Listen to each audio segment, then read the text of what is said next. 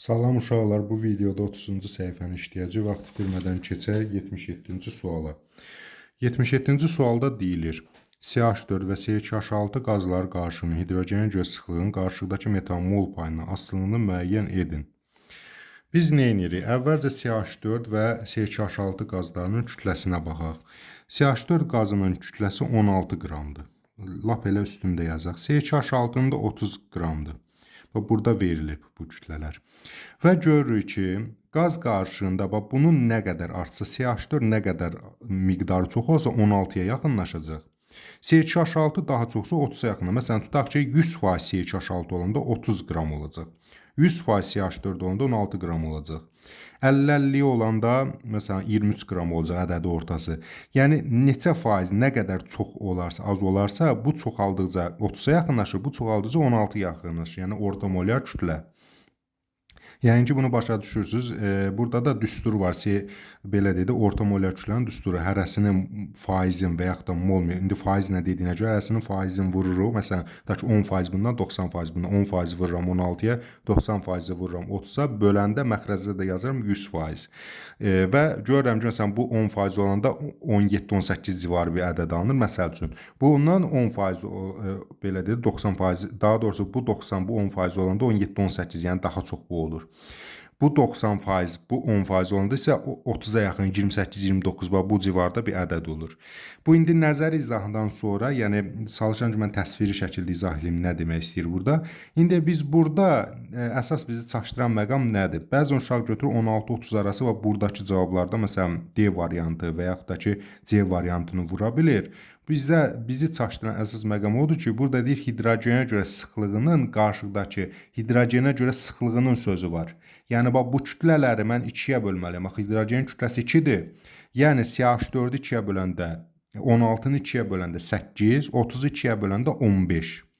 8-15 arası ədəd olmalıdır. Yəni artıq mən bilirəm ki, A və B variantları qalır. Hansısa biridir. İndi şərtdədir ki, metanın mol payından asılılığını müəyyən edin. Yəni metanın molu artdıqca necə dəyişər? Biz dedik axı metanın molu artdıqca 16-ya yaxınlaşar. Hidrogenə görə sıxlığına görə 16-nı böldüyü 2-yə 8-ə yaxınlaşar. Bax, bu da uyğun gələcək B variantına. İndi bir də qrafikin üzərində biz bunu göstərək. Misal üçün, deyir ki, burada da CH4-ün miqdarını göstərib. 0-dan 100% arasında. Bax, bu 100%dir. 0% budur, 100% budur. 0% olanda olacaq 15. Hidrogenə görə sıxlıq 15. Yəni 15-i də 2-yə vuraram 30 qram. Yəni hamısı bu olacaq.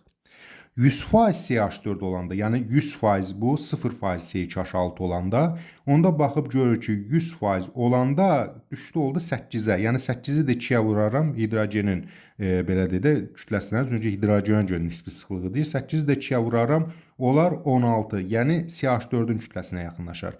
Qısacası 100% olduqca 16 olur, bunu da 2-yə bölürük 8. 0% olanda 30 olur, onu da 2-yə bölürük 15. Yəni qarışıqdır da, biri artanda CH4 artanda CH6 azalır. CH6 artanda CH4 azalır. Qrafiklə də B variantına uyğun gəlir. Burada hesablama tipli dərin bir şey olmadığına görə hesablayaraq göstərmirəm. Qrafiki sadəcə burada qrafiki başa düşmək tələb olunur. Yəqin ki, bilmirəm, hər halda sadə şəkildə izah eləmiş olduq. Bəzən uşaq götürür burada 30-16 verir, kütləsini desəydi asılığı. Məsələn, kütlələr indi belə sualı dəyişir də hidrogen görə sıxlığın yox, kütləyə görə olsa, bunun kütləsi 16 qramdır. Bax, burada C. Bunun kütləsi 100% olanda 16 qrama düşür. Amma faizi azaldıqca 30-a yaxınlaşmağa başlayır. 100% artıq CH6 olanda, yəni 0% CH4 olur 30 qram. İndi keçək 78-ci suala. 78-ci sualda deyilir: hansı qazlar cüstündən sıxlığı havanın sıxlığına bərabər olan qarışıq hazırlamaq olar? Havanın sıxlığı 29 qram, havanın yəni orta kütləsi 29 qram oldu və onu da sıxlığı belə deyək 22,4-ə bölürlər və s. İndi o prosesi heç biz baxmırıq. Bilirik ki, sıxlıq kütlə ilə düz mütənasibdir. Kütlələrlə götürək. Yəni daha heç 22,4-ə bölmürəm. Hazır baxıb görürəm ki, hesab edirəm ki, avanslığı 29-dur. Yəni kütləsinə bərabər kimi hesab edirəm. Amma təbii ki, bu düzgün deyil. 22,4-ə bölmək lazımdır, amma onları bölmürəm. Nəysə 29 ilə elə qazları götürməliyəm ki, onlardan 29 düzələ bilsin. Yəni 29-dan biri çox olsun, biri az olsun. Məsələn, biri olsun 28, biri olsun 30. 28 ilə 30-u elə qarışdırmaq olar ki, məsələn, hərəsini 50-50-yə götürüb qarışdırarsan 29 çıxar. Yəni 50% 28, 50% 30. Onu da böləndə 2 yer, ədədi ortasını tapanda eləyir 29. Amma ikisi də 29-dan çox olsa və ikisi də 29-dan az olsa, onda havanın sıxlığına uyğun qarışıq hazırlamaq olmaz. İndi gəlin bir variantlar üzərində göstərək. Məsələn, birincidə 32 qram, karbon qazı da 44 qram. 32 ilə 44 arası bir sıxlıq olacaq. Daha doğrusu, yəni kütləsi olacaq. Yəni 29 olmaz ki, onda 1 deyil. Burada N14, 16, 32, deməli 46 qram. Bu da eləcə 32 ilə 46 arasında bir qaz əldə etmək olar. 29 yox. Deməli 3-də deyil. 5-ə bir dənə baxaq. 16 üçün 32, burada da 30. 32 ilə 30 arası bir qarışıq əldə etmək olar. Yəni 32 ilə 30 arası, məsələn 31 əldə etmək olar, 30,5 və s. 29 əldə etmək olmaz. 29 hansılardan düzəltmək olar? 2 ilə 4. Baxıb görürəm ki, 16 2-nin 32, bu da 17 qramdır. 32 ilə 17-ni elə nisbətdə qarışdırarım ki, 29 düzəlsin. Bu doğru gələr.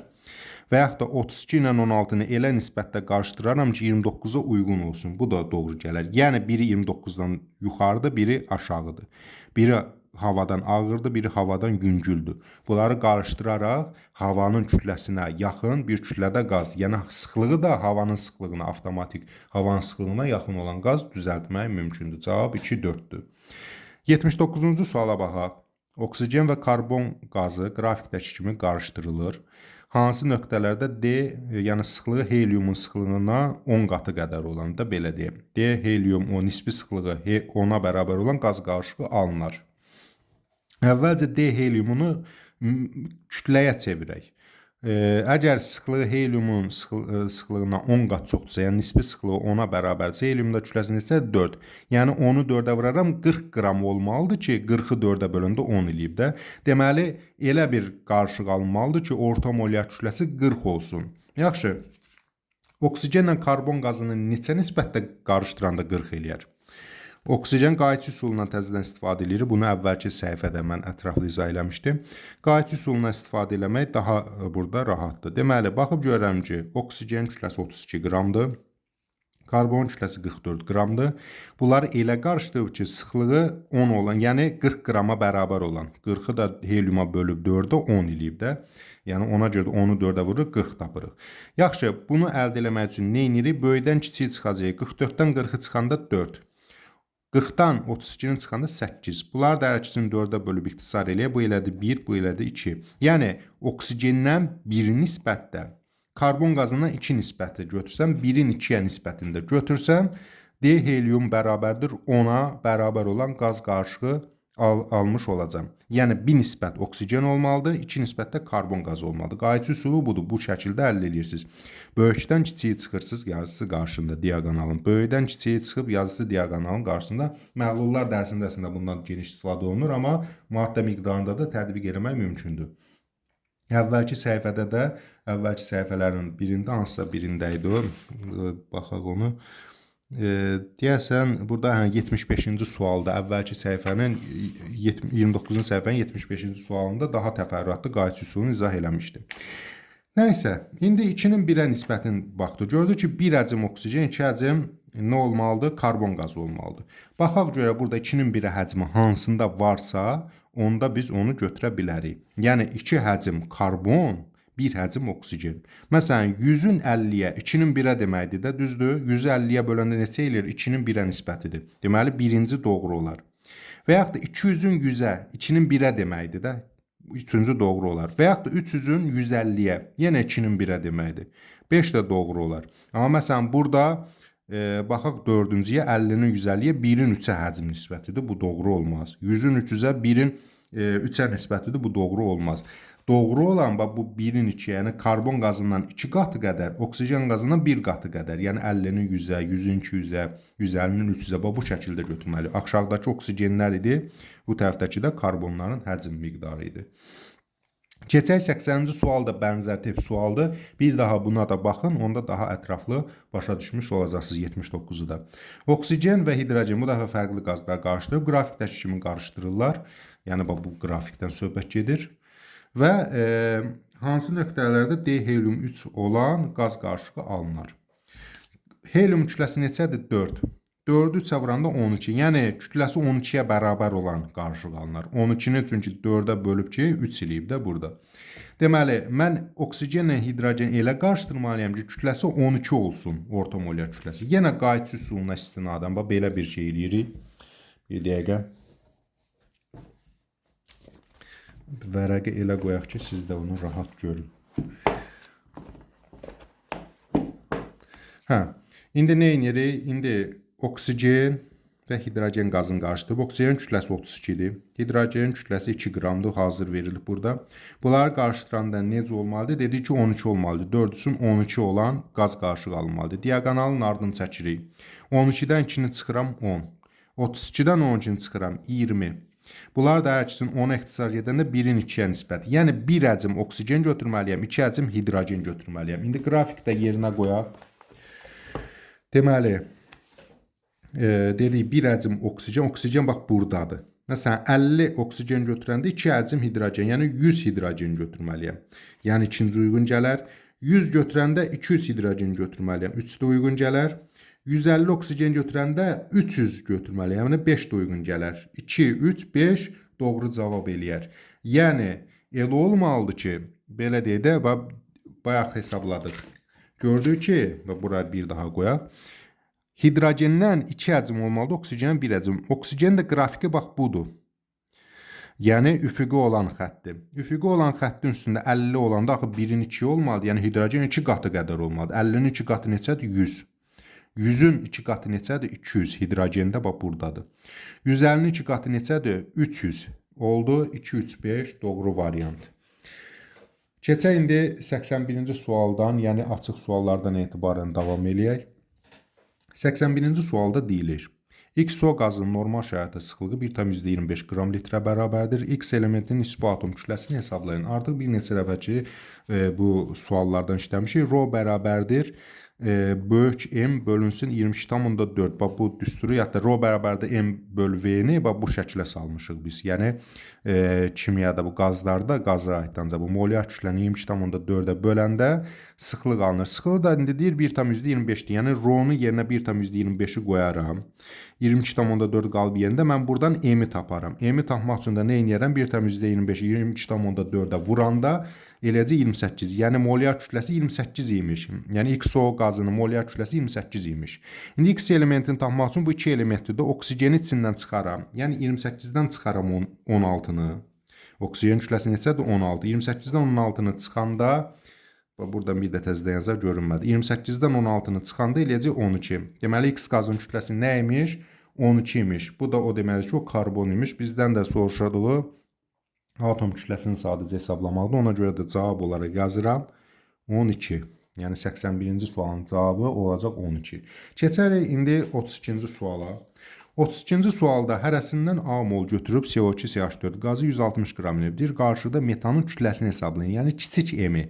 Molyar kütləni soruşmur ha. Molyar kütlə onsuz da burada hazır veribdi 16. Bizdən buradakı kütləni soruş. Yəni burada cəmi neçə qram CH4 var? Hər ikisi A moldur, yəni hər ikisi bir-birinə bərabər mol miqdarındadır. O halda əvvəlcə hesab eləyək ki, hərəsindən 1 mol götürüb, onun əsasında hesablayıb tapaq. 1 mol CO2 neçə qramdır? 64. 1 mol CH4 neçə qramdır? 16. Altda hazır verilir. Cəmləyəndə neçə eləyir? 80 qram. Deməli, hərəsindən 1 mol götürəndə 80 qram imiş. İndi amma burada verilən 160 qramdır. 160-ı 80-a bölərəm, 2 eləyər. Deməli, hərəsindən 2 mol götürüb. Yəni 2 mol 64-dən 128 eləyib, 2 mol da 16-dan 32 eləyib, cəmliyib olub 160 qram. Necə tapdıq? Əvvəlcə 1 mola uyğun tapdıq, 80 elədi. 160-ı 80-ə böldük, 2 elədi. Hərəsinin də qarşısına 2 əmsalını qoydu. Deməli, hərəsindən 2 mol imiş. Yaxşı, indi bizdə deyir, axı qarşılıqda metanın kütləsini hesablayın. Metan hansıdır? CH4. CH4-ün kütləsi neçədir? 16 qram. Neçə mol tapdıq? 2 mol. 16 2-nin 32. Deməli, doğru cavab eləyəcək 32. Qoy bunları dairəyə alaq ki, bunlarla qarşılıq düşməsin. 82-ci sualın cavabı eləyəcək 32 cavabı olacaq. Keçək indi 83-cü suala. 83-cü sualda deyilir, 3 mol etan və 2 mol azot 2 oksiddən ibarət qaz qarışımı hidrogena görə nisbi sıxlığını hesablayın. Əvvəlcə bunların onsuz da hazır formullarını verib. Deməli, 3 mol deyir ki, etandır və 2 mol NO qazıdır. Və bunların ibarət qaz qarışımı hidrogen, əvvəlcə bunların orta molyar kütləsini tapmalıyam, sonra nisbi sıxlığını tapmalıyam hidrogena görə. Orta molyar kütləni tapmaq üçün 3-ü vururam 30-a surətdə. Üstünə gəlirəm 2 mol da vururam, bunun da kütləsi 30-dur. 2-ni də vururam 30-a. Elə bunu sonra da bölürəm 5-ə. Bunların hamısının orta molyar kütləsi 30 çıxacaq. Çünki ikisi də axı 30-dur. Neçəyə vurursan vur, elə 30 eləyəcək də. Belə də hesablayanda 90 üstə 60, 150 böləndə 5-ə yenə 30 eləyir. Sadəcə buna diqqət eləmədi əvvəldən eyni olmağına. Eyni kütləli qazlar qarışdıranda onların elə orta molyar kütləsi də eyni olacaq. Yəni 30 ilə 30-u qarışdıranda M ortada 30 olacaq. Və həmin 30-u da indi hidrogen görə nisbi sıxlıq, yəni DH2-ni tapmaq üçün 30-u da bölərəm 2-yə, eləyəcək 15. Yəni 83-cü sualın cavabı eləyəcək 15. 15 dəfə ağır olar hidrogenlə. 84-cü suala baxaq. 84-85 oxşardır. Birinci 84-də baxaq. Deyir, reaksiyadan əvvəlki qaz qarışımında oksigen mol payını hesablayın. Baxıb görürəm ki, burada H2 ilə O2 reaksiya girib. Elə hər ikisi üçün də eyni reaksiyanı tərtib eləyək. Ona uyğun da hesablamamızı aparaq. Hidrogenlə oksigen reaksiyaya girəndə nə baş verir? Su əldə olunur. H2 üstə O2. Əmələ gəlir H2O. Reaksiyanı əmsallaşdırma, istənilən reaksiya sualında əmsallaşdırma, yəni hesablama tipli suallarda əmsallaşma vacib nüansdır. İndi burada nə edirik? 2 yazırıq, çünki oksigen sayı 2-yə bərabərdir. Burada da 2 yazıram, hidrogenə bərabər 4 hidrogen, 4 hidrogen, 2 oksigen, 2 oksigen əmsallaşdırmış olduq. Və indi də bundan nə nəticə çıxır? Yəni 2 həcm hidrogen, 1 həcm oksigenə reaksiya girib, 2 həcm su əmələ gətirib. Biz bunu hesablamalıyıq. İndi bu hissəsi əslində bizə maraqlı deyil. Bizə maraqlı olan 2-nin 1-ə həcm nisbətinə, məsələn 2 litrin 1 litrə. Və yaxud da mən nə bilim 44,8-nə 22,4. Bax bu şəkildə reaksiyaya girir. Həcmi nisbətlər qanunu vardı. Yəqin ki, onu kimyanın ilk anlayışlarının sonunda verilir də əvvəl, indi maddə miqdarında verilir. Nəysə, nəzəriyyədə. İndi baxıb deyirik ki, görürük ki, burada 100 ml hidrogen var imiş, x millilitrdə oksigen var imiş və artıq qalıb hələ 50 ml oksigen artıq qalıb. Deməli, 100 ml hidrogen nə qədər oksigenlə reaksiya girər? 2 nisbəti 1 nisbətinə reaksiya girirsə, yəni məsələn 2 ml 1 ml-nə reaksiya girirsə, deməli 100 ml-də 50 ml-nə reaksiya girər də bu sadə məntiqlə tapa bilərik və yaxud da ki, tənasüblə də tapmaq istəyirsə, 2 milli 1 milli-nə reaksiya girsə, 100-ü nə qədər girər? X. X də bərabərdir 100 vurulsun 1 bölünsün 2 bərabərdir 50. Belə də uzun uzadı tənasüb də qrup hesablaya bilərsiniz. Qanuni yolu budur, amma elə baxan kimi bilirəm də 2 ilə 1 nisbəti 100-dən 50 nisbəti kimidir. Nəysə, 50 millilitr nə ilə girib? Oksigenə reaksiya girib. Nə qədər artıq qalıb? 50-si də artıq qalıb. Deməli, əvvəl nə qədər imiş? 50 üstə 50, 100 millilitr oksigen var imiş ki, 100-dən 50-si reaksiya girib, 50-si də artıq qalıb. Əvvəldə nə var imiş? 100 ml hidrogen. Nə qədər oksigen var imiş? 100 ml-də oksigen. İndi mənə deyir ki, qaz qarışığında əvvəlki, reaksiyanın əvvəlki qaz qarışığında oksigen mol payını hesablayın. 100 ml bu, 100 ml budursa, deməli 50-50 olub da. Elə bundan bu nəticəni çıxarda bilərik ki, 50% mol payı ilə həcm payı eyni qədər götürmə. 50% oksigen olub, 50% hidrogen olub. Bizdən də oksigen soruşmaq tələb olduğu üçün bura yazaram 50. Cavab olacaq 50. 85-ci sualda bənzər tip sualda reaksiyanı təkrar yazmıram. Sadəcə bizi nəzərdə tutaq ki, bu hissələrə baxmayın. Nəzərdə tutaq bu 2 həcmin 1 həcmə reaksiya girməlidir. Deyir, reaksiyadan əvvəlki, bu dəfə hidrogen artıq qalıb. Reaksiyadan əvvəlki qaz qarışığında oksigen mol payını hesablayın. Normalda 1 milli məsəl üçün oksigen 2 milli hidrogenlə reaksiya girir. Bəs 50 ml oksigen nə qədərlə reaksiya girər? Bunu tənasib qoyub x yazıb hesablaya bilərik. Elə birbaşa görürəm ki, 100 ilə reaksiya girər. 1 milli 2 ilə reaksiya girsə 2 qatı qədər 50 də 100 ilə reaksiya girər. Yəni 50 millilitr oksigen, 150 millilitr oksigen var imiş. O 100 millilitr hidrogenlə reaksiya girib. Hələ 50-si də artıq qalıb hidrogenlərdə. Deməli, əvvəldə qabda nə qədər hidrogen var imiş? 150 millilitr hidrogen var imiş. Onun 100-ü reaksiya girib, 50-si artıq qalıb. Əvvəldə də nə qədər oksigen olduğunu zaten yazıb. Onda bizə deyir ki, cəmi onda nə qədər imiş? 150 milli hidrogen, 50 milli oksigen, cəmi 200 millilitr imiş. 200 millilitr.